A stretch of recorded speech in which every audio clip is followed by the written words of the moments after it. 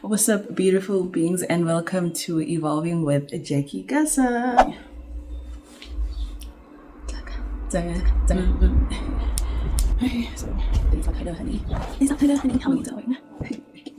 Okay, what's up, beautiful beings, and welcome to Evolving with Jackie. You know what I mean? Welcome to the gang. Welcome to, the good vibes, So in this video, I'm going to be talking about who am I and why what I do matters to me and why should it matter to you.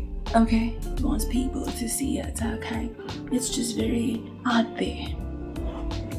Okay, so I have recorded this video so many times that I hope this time I get it right, okay? Because I don't want to be take on, okay? So I hope this one, me come a little closer so that the light, so shorty, and my angles,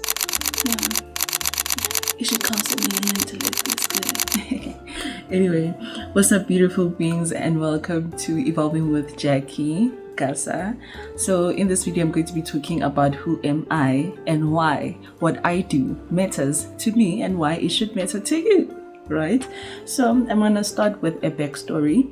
So I was born Jacqueline Leborang Nkadimeng, yes, so ke Mopedi, and ke tswa Limpopo, ke goletse Limpopo, ke ngwana ke goletse Limpopo basically ko Ramasemola. So ke ile Tijani Primary School, in which my mom's twin brother, may his role rest in peace, yena beile principal mo sekolong seo. So yes, that is myself. And then from Ramasemola, Limpopo, I went to Mpumalanga in Ekangala, which is around Bromospruit, Witbank, around there. And then Rekitoria High School, that's when I moved to Johannesburg, and I had a whole cultural shock in the sense of for the first time you are given freedom, but Josie, it's very fast, so you're given an opportunity to be yourself. And that's where now I started evolving. So that's when I realized, no man, I'm actually evolving as a person, and where I am now is not going to be where I'm probably going to be in the next year, because I've always moved around. I've never lived in one place for more than 5 years. So I guess that also comes with evolution and learning more about myself. And in learning about myself, I teach other people about themselves, because I've also noticed that I'm a very understanding person, because of the different personalities and cultures that I've met along the way, right? So and then from Rodishaga, then that's when I was exposed to the freedom of just being who you are without the restrictions of culture and heritage. And I also understand heritage, the culture, and how it also builds a character of a person, because I've seen that work for me. And I've also seen a heritage background or a cultural background, imbalance tends to be way. So my story also consists of a teenage pregnancy, right? I feel like a teenage pregnancy, it's very important to also address, because it shaped my life in a different direction that I wouldn't normally have taken had I not been pregnant, and it's very important also in this. And there's also young ladies that are going to be in the same situation that I have been, and I would like us to also touch points on such things. How can we better assist each other, and also not coming from a place of judgment but a place of understanding. Again, I said I'm an understanding person, so coming from in a place of understanding, or how do we bridge the gap? Yes, we understand your emotions, your hormones, and all of these things, and how do you better structure your life so that a different direction that you initially intended to, and then you find you are facing struggles not only by yourself, but now you have a child, which also a child comes with the responsibilities. So my journey also consists of societal norms, right?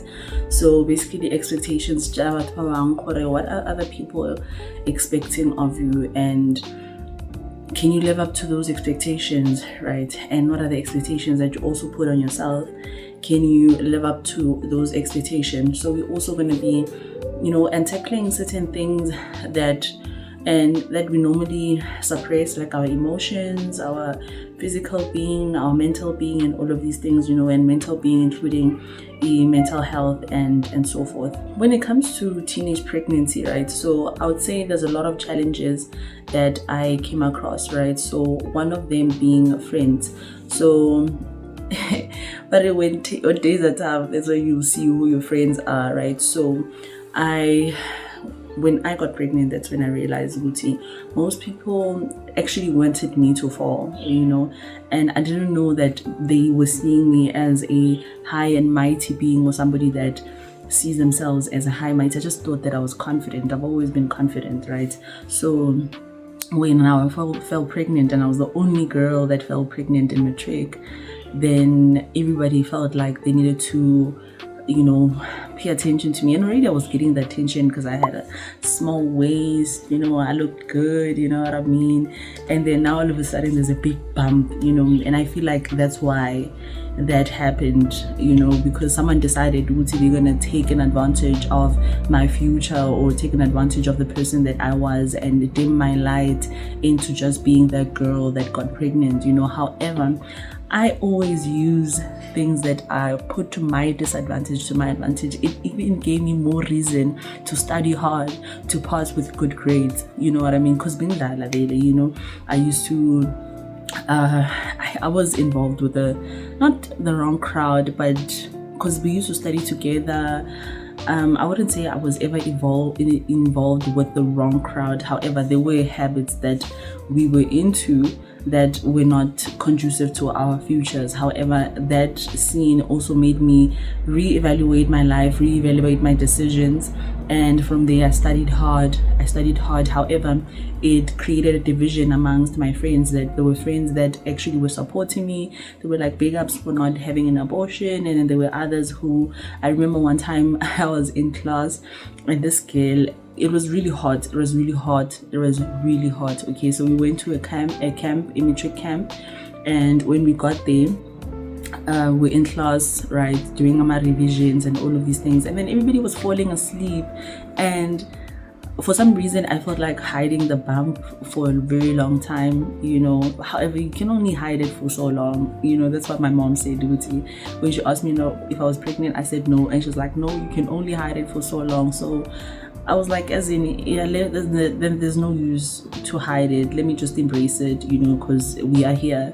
So in that embracing, there were people who were uncomfortable you are embracing it. Because good woman pregnant, you know what I mean? And I never saw my life being that person, and I had to adjust myself and my personality to manje. I'm no longer an outgoing person, an extrovert. I have to be to myself because of now the attention that I'm getting, right? So I would say big ups to my teachers, because they were really supportive. They would bring me food, they would bring me fruits. They were really supportive because they understood the person that I was, and the fact that it was just a situation, it was a situation that was gonna pass.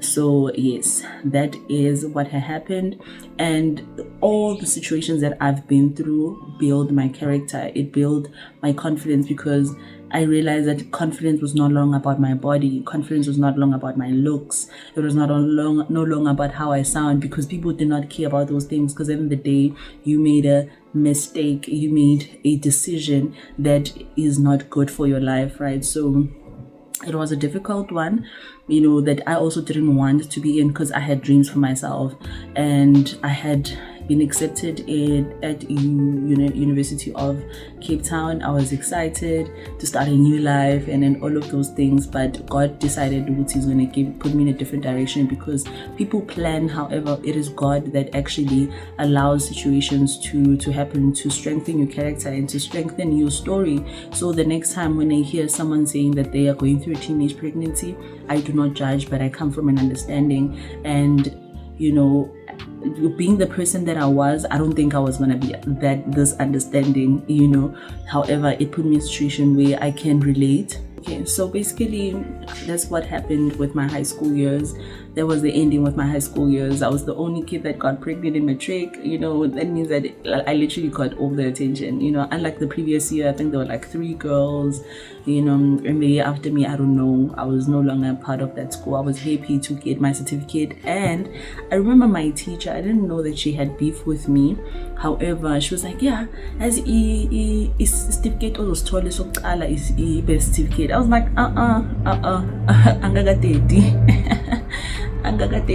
I'm getting my first matric certificate, and from there, I think I stayed, how many years? I stayed 6 years without having a child until now, my second born. So that's what happened, so that's what happened. And what doesn't kill you makes you stronger, and they really harder, So yeah, that's basically a background. And now we're gonna go into basically my emotional state. So for a very long time, I used to feel lost, as though I was searching for something.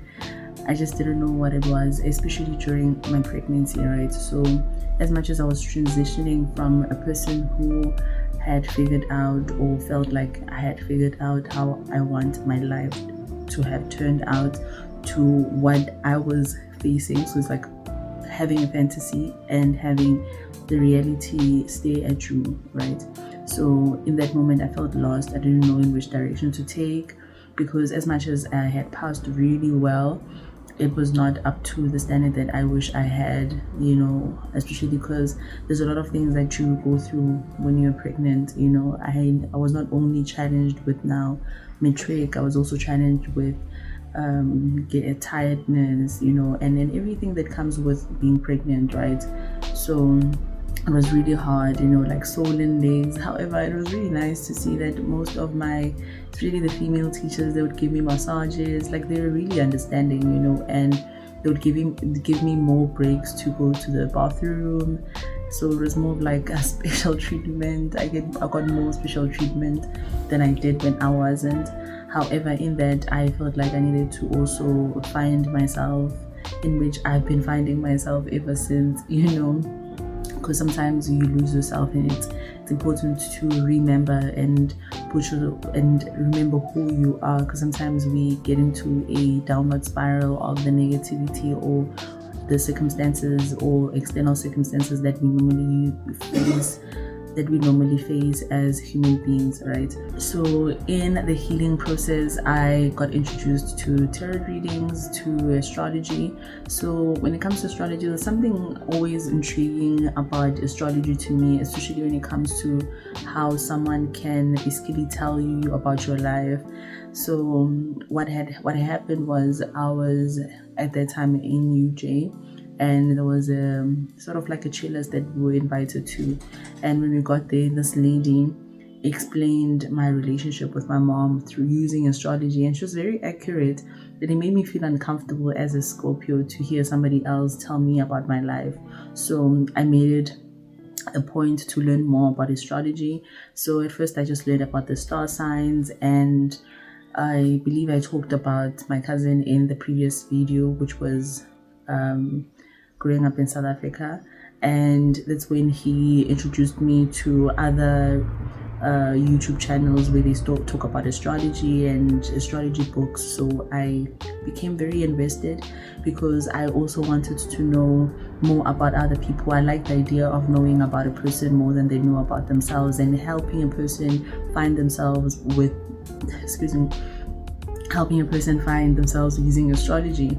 So astrology, that's when I realized that astrology is connected to tarot reading, as you also have the hermit cards, you have the hangman, you have all of these cards, right? The devil's cards, the tower, and how they also are connected to astrology. So from astrology, I learned numerology, I learned all about crystals, and basically in all of these things, I was also trying to not only find myself, but also find a healing process, right? And although I did not know that I was going through a healing process, which was I had went through an identity shift, right? And with that identity shift came the struggles of, single parenthood, and not really have even gotten to know your life or who you are outside of high school. And then now you're not only learning about yourself, but you're learning about somebody else, and it was really challenging.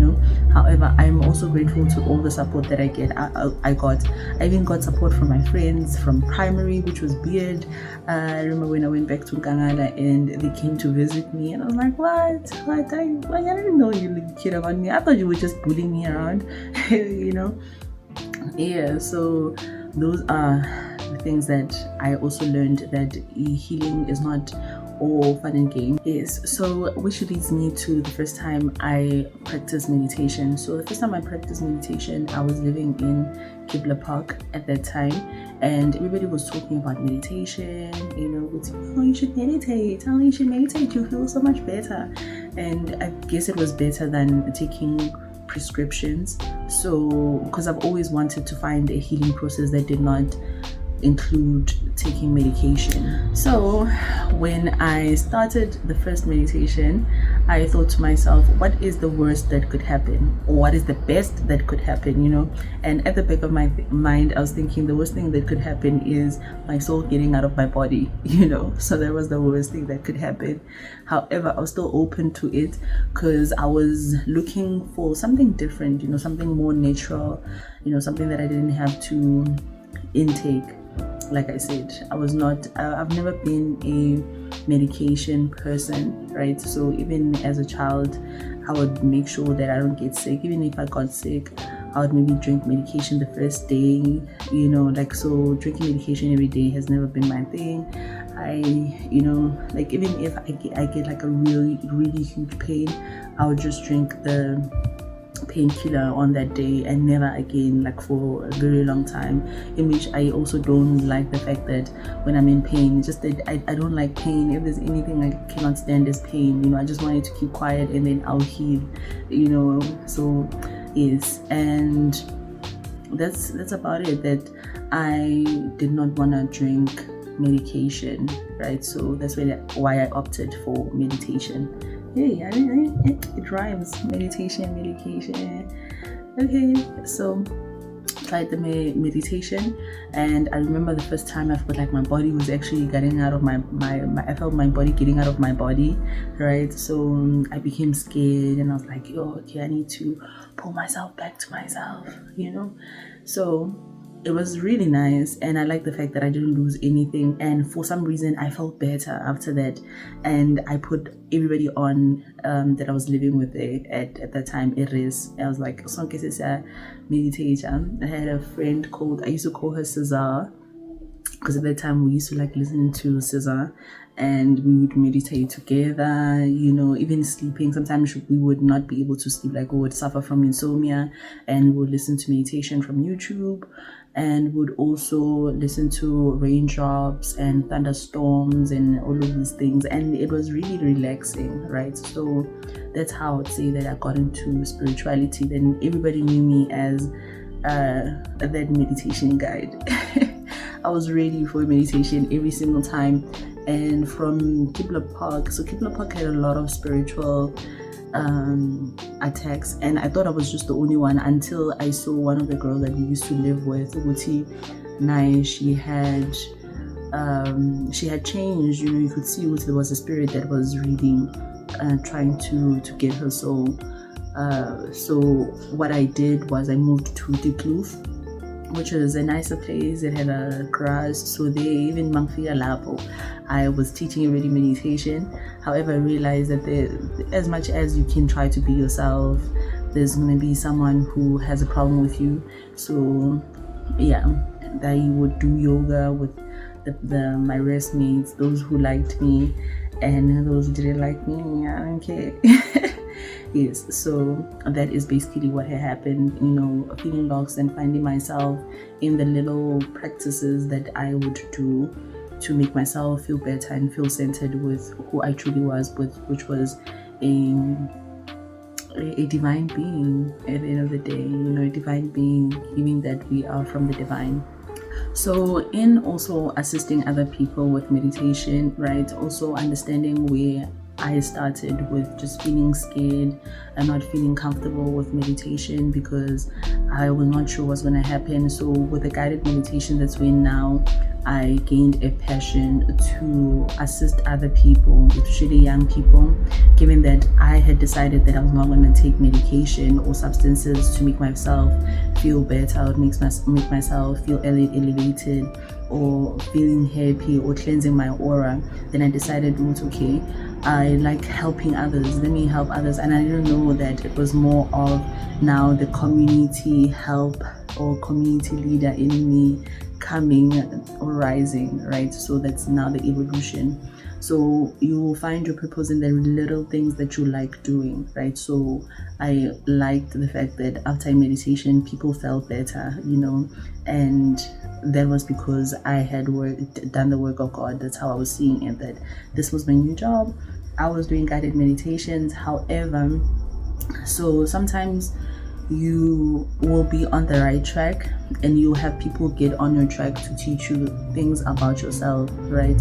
So in that, I also lost track and I focused on other things, even though I had learned that that was what my purpose is, which was healing and supporting youth and women and also men, because at the end of the day sometimes we focus more on women healing and we don't focus on men healing, and men also being in alignment, that with the disconnect now it becomes women that are empowered and men that are not empowered, and there's no balance thing. So with all my friends, whether it was a woman or a man, I was doing guided meditations. Everybody knew that if you're coming into my space, we're going to align your spirit, okay? So this channel basically offers energy healing, spiritual guidance, meditation, journaling, and holistic wellness, right? So we're going to be using all types of tools to help us. So the reason we're using tools to assist us is that I've also realized that sometimes just meditation does not help. Sometimes we need something tangible, something to hold on to, even if it's just a crystal to remind yourself of love. If you're holding a rose quartz, then you know that you're more connected to the energy of love.